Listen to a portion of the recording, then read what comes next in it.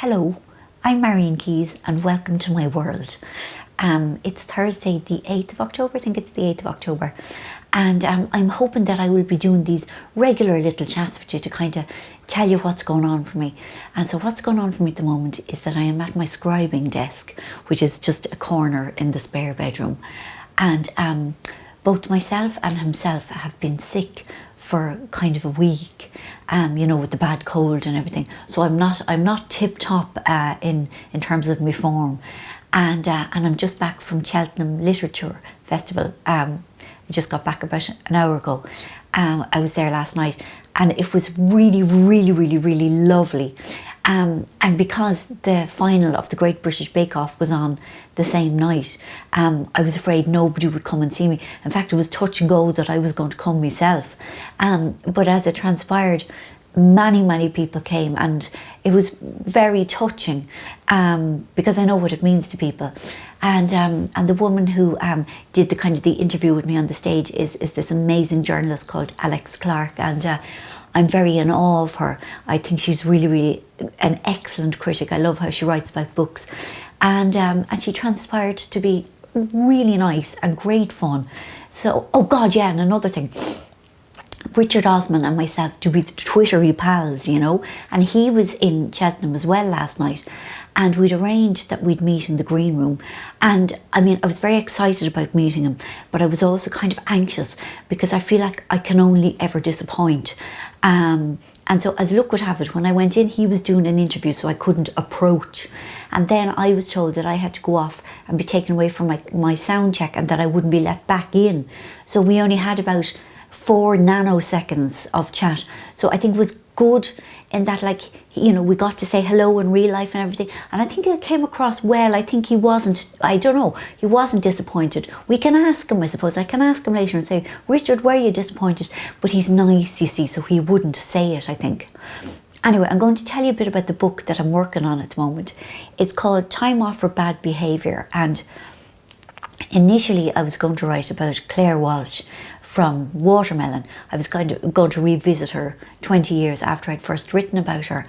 And the premise of the book is that they decide, well, actually Adam decides to do this very modern thing, which a lot of people seem to be doing these days. Well, it's coming, they do it in the States, and it's coming to this part of the world, where people who've been married a good while and who want to stay married, but who still feel they have some living to do, they press pause on their marriage for 4 months or 6 months or whatever, a year.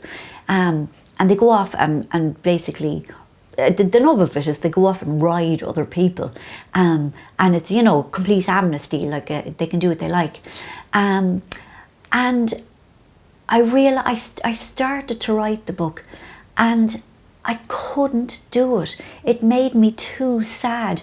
I was just so invested in how Watermelon had ended and how they were happy and together, and to kind of go in there and kind of cause all this destruction. I simply wasn't able to do it. And even though I wanted to go back to the Walshes, I couldn't go in there with malign intentions. So I kind of floundered for a good while thinking, will I keep at it? Will I keep trying? Will I try and write my way through it? And in the end, I decided I can't. I just can't. And I'm not saying I won't write about the Walshes again in future. And I'm thinking about Claire's daughter, Kate, that she's an interesting character. And maybe I'll give her story.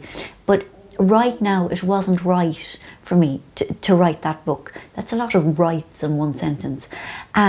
So I know a lot of people were excited at the thought of seeing Claire again, and I apologise, I truly do, but I suppose I just bumped up against the limitations of myself as a writer, or as a sap, I think would be more to put it, in that I like happy endings, and I don't like happy endings that transpire to not be happy at all, and that they were just fake happy endings, no good.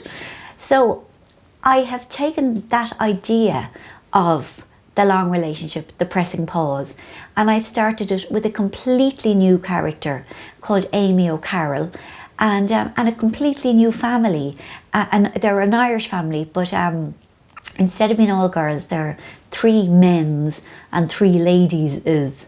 And and it's been really great fun setting them all up, because some of them have, you know, ex-wives and new wives and stepdaughters and nephews, and like there's kind of a huge array of ages going on in it. So I'm kind of at that stage now where it's the kind of the there is a word I'm looking for, kind of the infrastructure is coming into place, and I find myself in Amy's head a lot, which is always a lovely feeling for me at the start of a book, because it means I'm starting to internalize her. I you know, in a way, I have to become her before I can write about her accurately.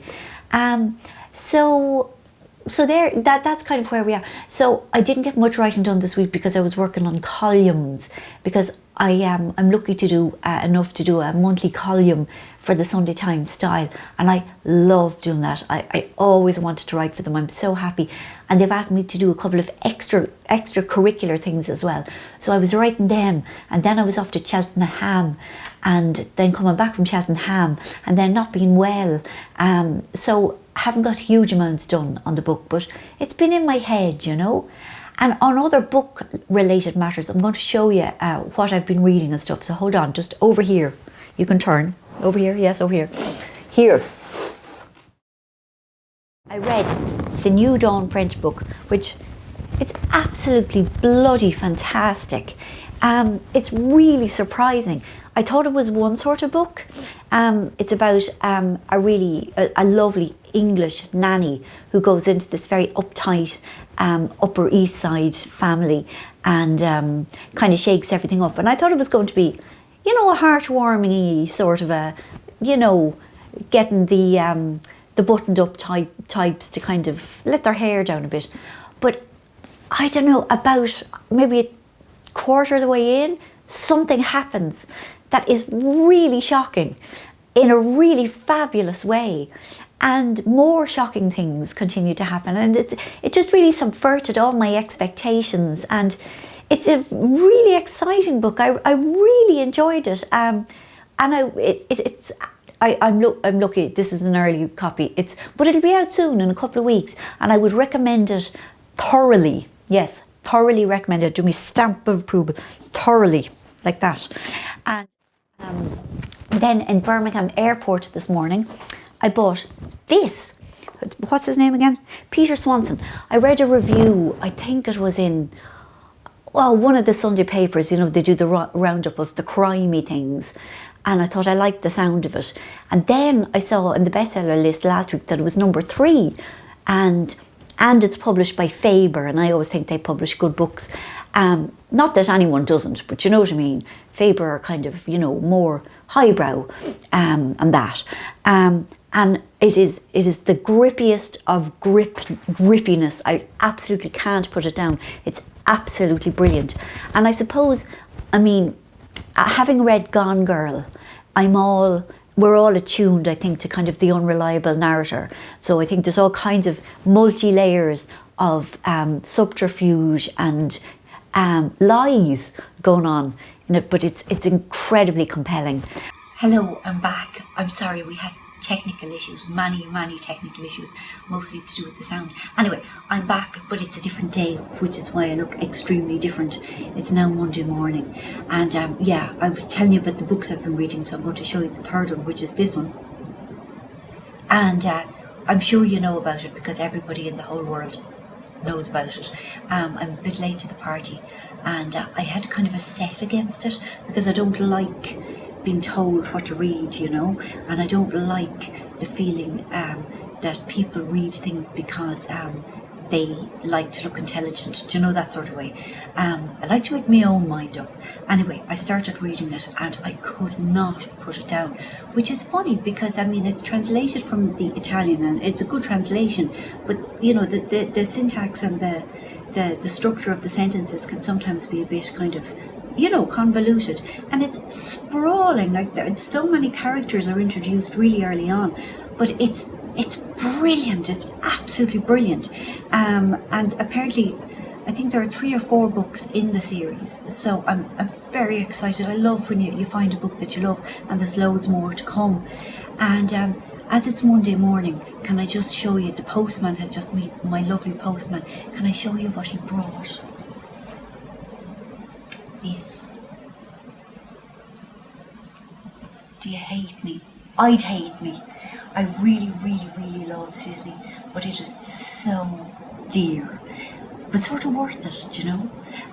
Anyway, I'm all for the SPFs, for being old and everything, you know, you have to mind your clog. And so, you know, it's a good thing. If I do be using this, then I don't have to use the facelifts and the surgery and everything, and I'm saving myself a fortune in anaesthetic fees and all of that. So this week is going to be a funny week because I am off to Stockholm. Well, it won't be a funny week, it'll be a fabulous week. So I'm off to Stockholm to, God, I love Stockholm. I love Sweden. I'm off to be on their version of the Late Late Show, which is called Skavlan. And then I am also doing interviews for various newspapers and stuff. And I am then doing an event in my favourite clothes designer, which is, I can't pronounce it properly, Gudrun's Joden. But I can't even start it. Gudrun's Joden. Maybe that's better. Gudrun's Joden. I'm doing a thing in their store in Stockholm on Friday morning, and we're going to have a breakfast, and I'm going to read stuff, and we're going to have a chat, and we're going to talk about nice clothes for women of my age, and just generally be cold and Swedish. And we're going to a restaurant on Wednesday night, and they do have herrings on it, which makes me very, very, very happy indeed. So I'm going to try and do, I would really like this to be a regular thing, like a weekly thing where I tell you what I've been working on and that sort of thing. And so this week it will be coming to you from a herring based meal, perhaps in Stockholm. It will be Swedish. It will be from Sweden, in Swedenland, and I will be wearing Swedish clothes. So thank you very much for your patience. I hope that it's been fun. It's been fun for me, and I will keep you posted of all things happening to me.